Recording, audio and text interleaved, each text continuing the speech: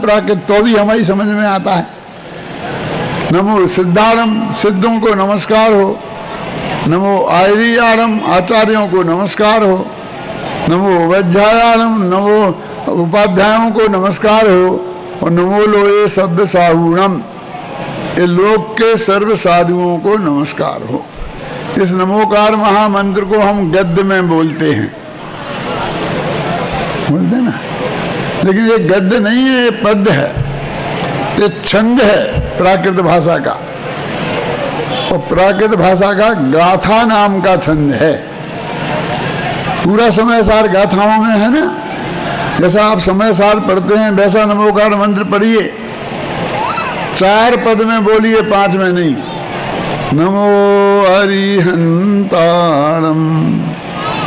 नमो सिद्धारम, नमो आयरियारम, नमो वज्रायारम, नमो लोये शब्द। संस्कृत में जो आर्या छंद है वो प्राकृत में गाथा छंद है। और आर्या की परिभाषा है यस्या प्रथमे पादे 12 मात्रा तथा तृतीयेपि 18 द्वितीये चतुर्थी 15 सार्या, कि जिसमें पहले पद में 12 मात्राएं हों। क्या यस्या प्रथमे पादे 12 मात्रा, और तथा तृतीयेपि, तीसरे पद में भी 12 मात्राएं हों। और दूसरे पद में 15 मात्राएं हों। और तीसरे चौथे पद में 18 मात्राएं। कैसा हिसाब है, समझे ना? आपको ऐसा लगता है कि नमो लोये शब्द साहूणम, उनके साधुओं के साथ तो नमो लोये लगा दिया कि सब लोग के सब साधुओं को। और गुरुदेव तो ऐसा बोलते थे, नमो लोये शब्द अरिहंतारम, नमो लोये शब्द सिद्धारम, नमो लोये शब्द आयरियारम, नमो लोये शब्द वज्रायारम, नमो लोये शब्द साहूणम, ऐसा बोलते थे। कि नमो लोये शब्द अंत दीपक है। ये अंत दीपक क्या होता है? पुराने जमाने में घर में दीपक जलाना पड़ता था, बिजली के लट्टू तो थे नहीं, तो घर के दरवाजे पे जो दीपक लगा दिया जाता था बिल्कुल आगे, तो आदि दीपक हो गया। अंत में लगाया तो अंत दीपक हो गया, और बीच में लगा दिया तो मध्य दीपक हो गया। कैसे? उसे देहली का दीपक भी कहते हैं। देहली माने जे राजधानी भारत की वो नहीं, अपने घर में एक देहरी होती है ना, घर और आंगन के बीच में जो एक देहरी होती है, उस पे रखा तो उस दीपक से घर में भी उजेला होता है और आंगन में भी उजेला होता है, तो उसे बोलते देहरी का दीपक। ये लोभिया लोग होते हैं ना, तो बाथरूम और लेटरिन पहले अलग अलग बनाते थे, और उनमें 2 लट्टू लगाना पड़ेंगे, तो बीच में ऐसा थोड़ा सा छेद कर देते थे और 1 लट्टू लगा देते थे। 1 लट्टू लगा, दोनों में काम चले। अभी भी कई घरों में लगे होंगे, क्यों? तो ये अंत दीपक है। अंत में लगा तो सब में लगाना, अर्थ वो ही है। लेकिन ये 12 मात्रा, 15 मात्रा, फिर 12 मात्रा, फिर 18 मात्रा, ये हिसाब नहीं बैठता। तो उनने क्योंकि 18 मात्रा करनी थी, तो नमो लोये शब्द उनने साधुओं के साथ लगा दिया। अकेले साधुओं के साथ नहीं, वो सबके साथ लगा है।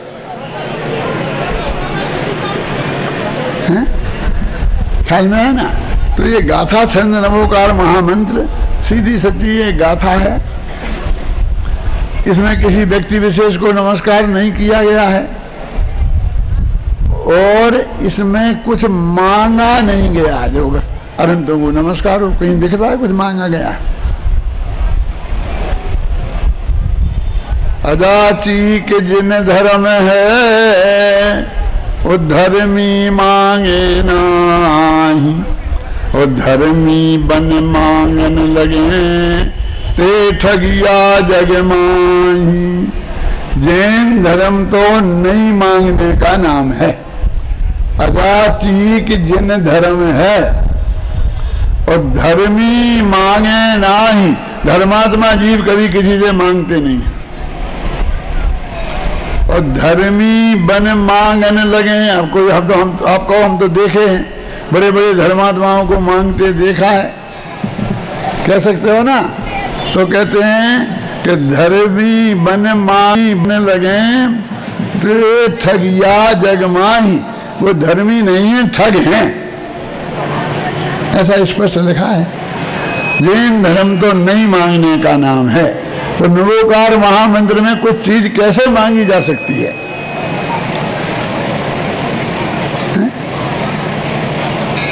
ये इसकी सबसे बड़ी विशेषता है।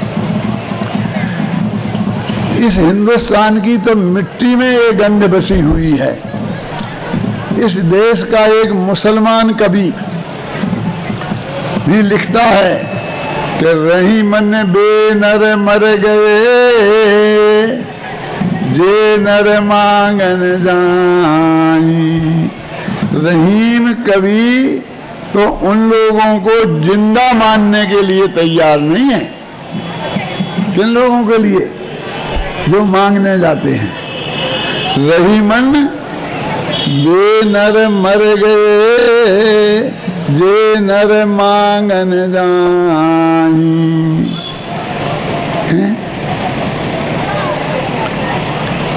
लोग कहते पंडित जी आपने बहुत अच्छा बता दिया, इन मांगने वालों से हम बहुत परेशान थे।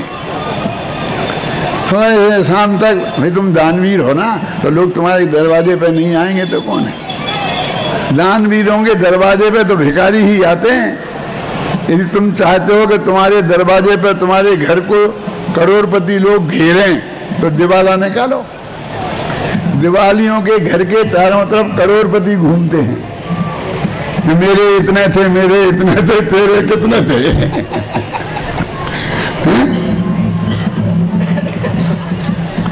वो कहते हैं कि बहुत अच्छा है, अब कुछ तो लोगों के मांगने की प्रवृत्ति कम होगी तो हमारी परेशानी थोड़ी कम हो जाएगी।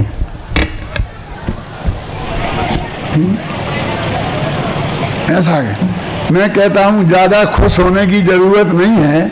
अगली पंक्ति भी तो सुन लो, क्या लिखा रहीम ने कि नहीं मन बेनर मर गए, जे नर मांगन जाई। और उनसे पहले बेमरे, जिन मुख निकसत नाही। कहते जिनके कोई मांगने आ ही गया लेकिन जिसके मुंह से ना निकलता है कि नहीं हम कुछ नहीं देंगे, वे उनके पहले मरे हुए हैं। क्या ये नहीं देने वालों की प्रशंसा का छंद नहीं है ज्ञानचंद जी?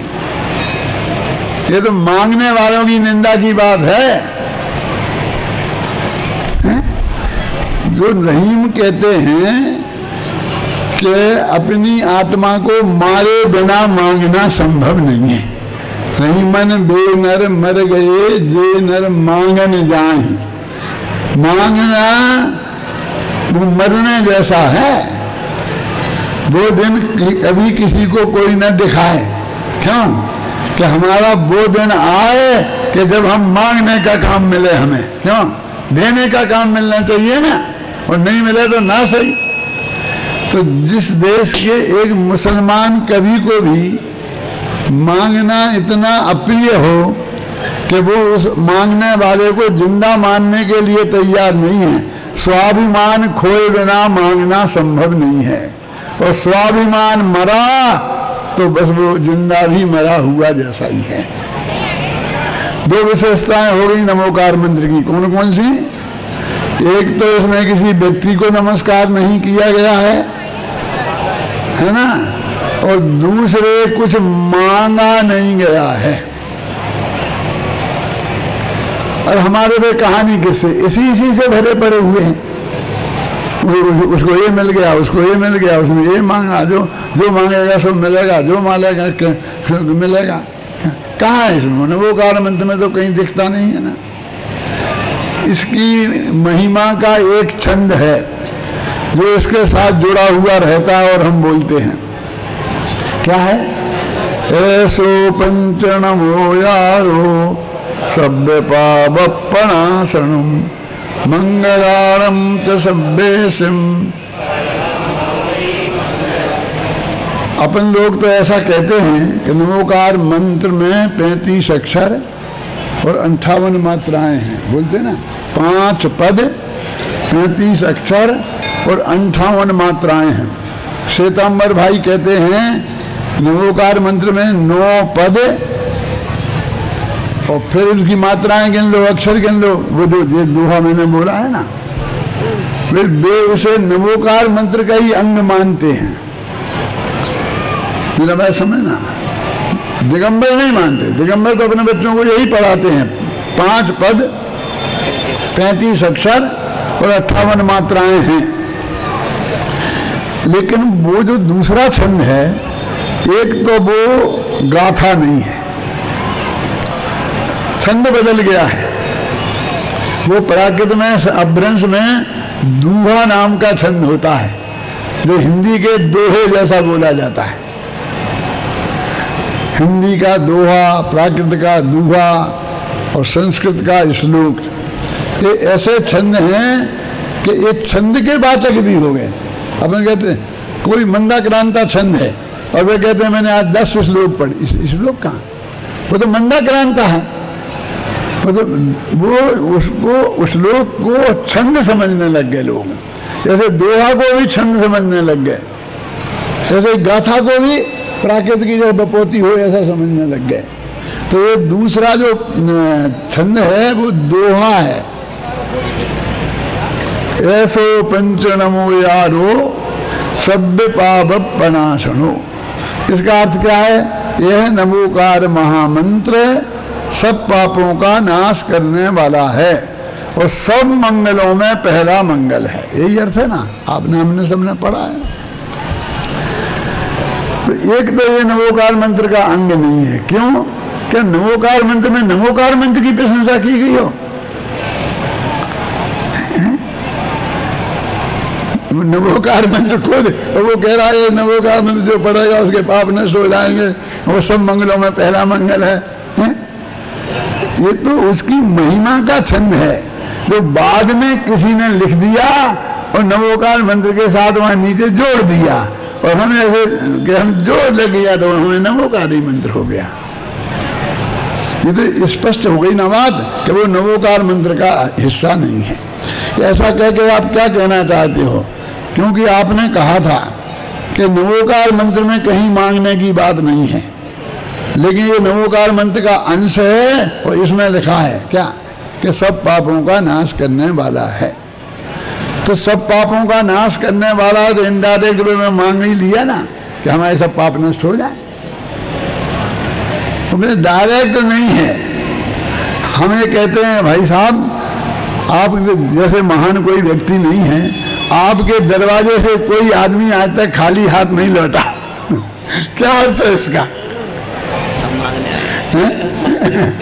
अब वो कहने वाला है कि मुझे भी कुछ दो, अथवा उसने कह ही दिया ना ऐसा कहकर। भगवान महावीर से कहा कि आपके दरबार से कोई भी आज तक खाली हाथ लौटा नहीं है। तो महावीर यदि जवाब देते तो क्या कहते कि मैंने तो आज तक किसी को कुछ दिया ही नहीं है।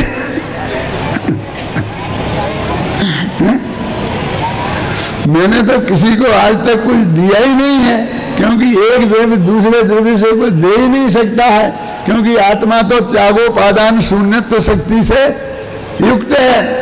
ना वो त्याग कर सकता है ना वो ग्रहण कर सकता है। क्यों? तो एक कह के सब पापों का नाश करने वाला है। तुमने आखिर नमोकार मंत्र का महात्म्य बता ही दिया। बता दिया माने उसका कुछ ना कुछ फल है। तुम कहते कुछ नहीं मांगा, कुछ नहीं मांगा। और मांगना कैसा होता है? समझदार लोग तो समझदारी से ही मांगते हैं। क्यों?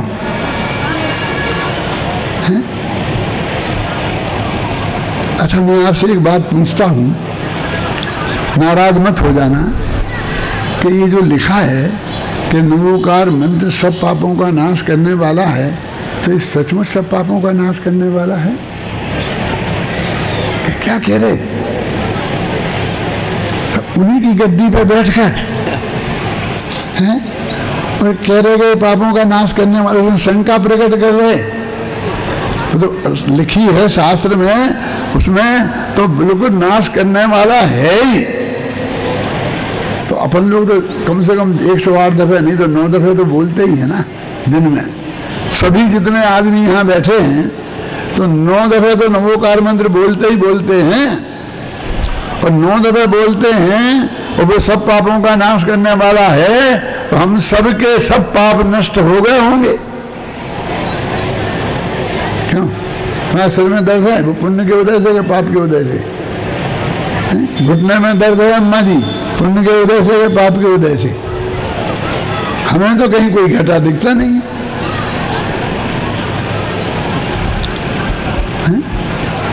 तो कहते भैया तुम्हें भरोसा ही नहीं है, श्रद्धा ही नहीं है, तो तुम्हारा कैसा मिटे? श्रद्धा से मिटते हैं, तुम तो उल्टा शक कर रहे हो। मैंने कहा हम शक कर रहे, तुम तो नहीं कर रहे। जिनको पक्का भरोसा है उनके तो मिट जाए, तो ना मिटे। हमारे जितने आचार्य भगवंत हैं, साधु संत हैं, विद्वान हैं, बड़े बड़े महान लोग हैं जिनने खूब महिमा गाई है, सारी जिंदगी इसमें ही लगा दिया है, नमोकार मंत्र पर 500 पेज की किताबें लिखी हैं, उनके तो खत्म हो गए होंगे ना। देखा आपने किसी को, एक आध को?